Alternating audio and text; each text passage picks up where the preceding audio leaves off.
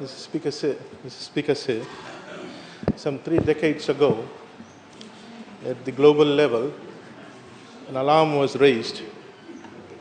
An alarm was raised that our biodiversity is under threat.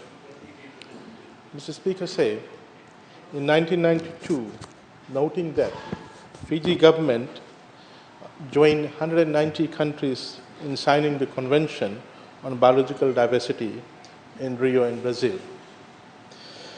Mr. Speaker, Ministry of Environment is a focal point for the Convention on Biological Diversity. Aligns and adheres itself to three core objectives of the Convention, which is 1, the conservation of biological diversity; number 2, the sustainable use of its components; number 3, fair and equitable sharing of the benefits arising out of the utilization of genetic resources. Mr. Speaker, here at home, while there is not an alarm in that sense with regard to loss of biological diversity, Mr. Speaker, but there are, you will see spots where we have lost the diversity in our natural resources, in our flora and fauna, Mr. Speaker. Mr. Speaker, you must have read about fire in the Amazon, the fire in Australia that has resulted in massive loss of the biological resources, Mr. Speaker. Mr. Speaker, there are species in Fiji which are endemic, meaning they are only found in Fiji.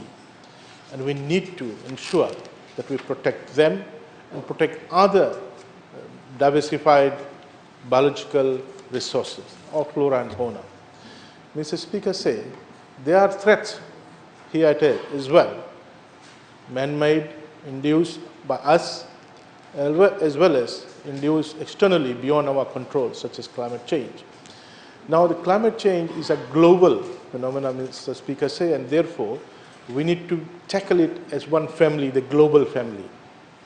But, Mr. Speaker, there are issues that are generated by us, the farmers, the household sector, the commercial and industrial sector.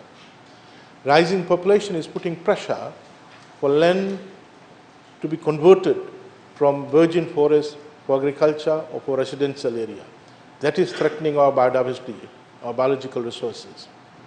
Pressure for food, to source food, pressure to source timber and non-timber products is also putting pressure on our biological resources. So, Mr. Speaker, what the Ministry of Environment did last year, we announced a 50-50 target on biodiversity. The 50-50 target looks at establishing 50 biological biodiversity parks at 50 sites. Mr. Speaker, Kalokolevu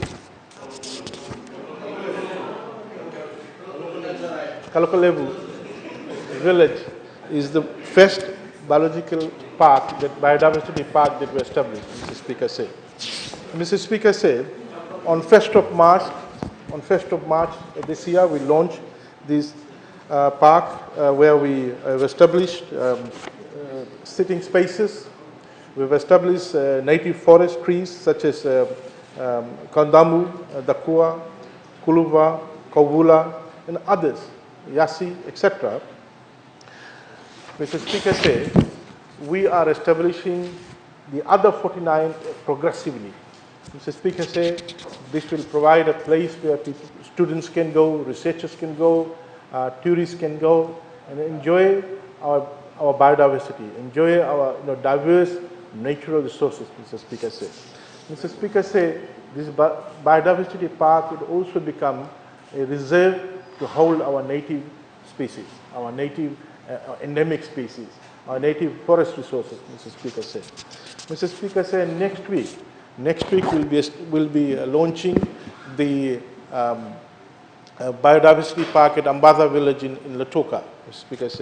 Mr. Speaker, I want to call upon all members of this House to be ambassadors for environment, champion our cause to protect our biological resources, protect our natural resources, protect and keep our environment clean. And I urge them that in their own area, in their own villages, etc., They do talk to people when they have social gatherings, when they have religious gatherings. They talk about it. Mr. Speaker said the more you talk about it, you will be able to convince people to protect our biological resources.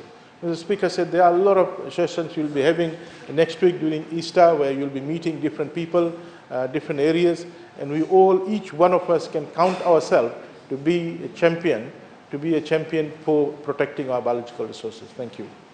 I thank the Honourable Minister. Honourable Kurandrani, you have the floor.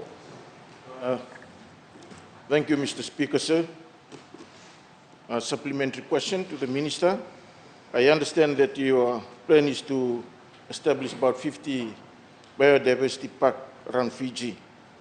But my question is whether there has been any study done to determine the opportunity cost and level of economic return on the said land against other potential economic activities to ensure that the land-owning units, this is the best option to the land-owning units. And if so, were the land-owning units consulted, and how can you access those reports?